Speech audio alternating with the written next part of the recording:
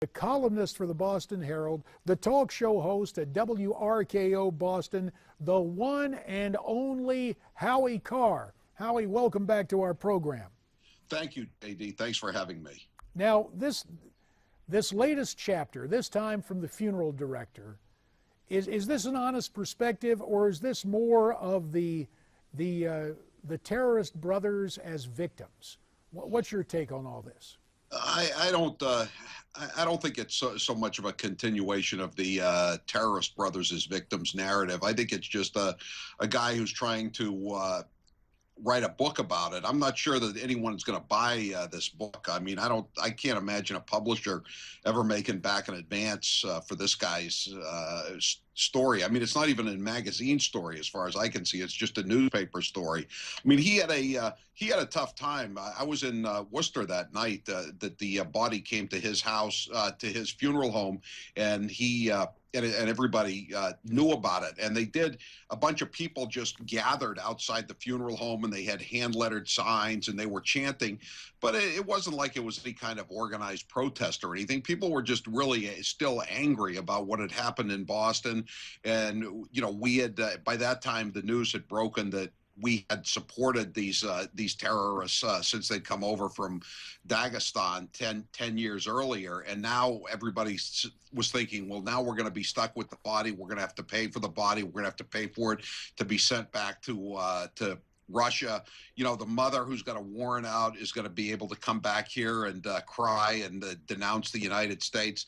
And people were just in an angry mood. That's all it was. And in retrospect, I know you probably can't do this in terms of medical ethics, but I look here a year later and go, gee, why didn't they just say, you know, since this guy sowed the seeds of death, why don't we take his organs and give somebody a chance at life, and we'll just put him in a potter's field, an unmarked grave.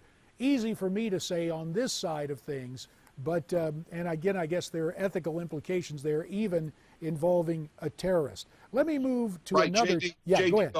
JD, one last thing to remember, though. I don't know how good those organs were after his brother ran over him in that SUV. Oh, valid point. Valid point. That's something we have to keep in mind, although we should point out that neither Howie or I are doctors, nor do we play doctors on TV. Now, no, we don't. Now, let me ask you about something going on here. Apparently, your old pal, and I say that sarcastically, Whitey Bulger, has some indirect threats against you. Take a listen to this. I asked him, I said, if there's one person on this planet that you could kill right now, without even, before I almost finished the sentence, he said, Howie Carr, I'd kill that bastard in a heartbeat. Well, hey, I got to ask you, Howie, they told me, even as a former member of Congress, to take threats seriously. So do you believe you're still on the Bulger hit list now that Whitey's locked up? No, JD, I think his old gang fell apart pretty quickly after he went on the lam back in 1994, 1995. And most of the members of the gang that are still alive or not in prison testified against him last summer.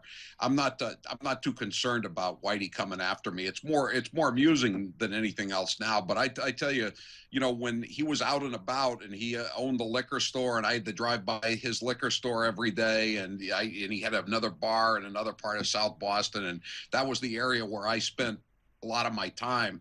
I was very concerned, and I was always watching out for my back and driving a different way every day, and not meeting people that I didn't know.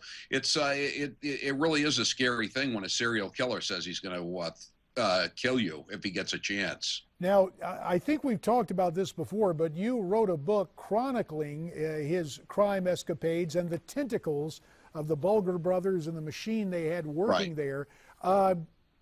Do you know if Whitey, didn't you send him a copy of the book? I've tried to send him copies of the book, JD, and the prison has told me that I have to send it through Amazon. You know, I can't send it directly. I have to order the book through a bookstore or book seller and send it to him. I've been meaning to send him the copy of my last book that I wrote about the trial, which is called Rat Man, and I wanted to call it Rat Man because he really hated being called a rat. I mean, the few times he went crazy in the courtroom last summer during the trial was when somebody would call him a rat, and he always said, I wasn't really I wasn't an informant for the FBI, even though the feds introduced into evidence in his trial 700 plus pages of reports that had been given to various FBI agents over the course of 25 years. He was definitely an informant for the FBI. He was definitely a serial killer. And I think the reason he really hated me, though, JD, is I was the first one to mention that he seemed to be from all the evidence that we had from his lifestyle, that he seemed to be at the very least bisexual, and that I think that bothered him as much as being well, now you got that all going on. You know, Howie, you may be a target yet. Stay safe. We want to have you back for another visit real soon. Where he is now, JD? He's in Tucson, Arizona. Okay. He's got a fair enough. Back in my old neck of the woods. Thanks a bunch, Howie. Really appreciate your time. Always good to hear from our friend Howie Carr. Well, we want to hear from you. We'd love to get your comments on the stories we've been talking about today. Why don't you tweet them to us at Newsmax,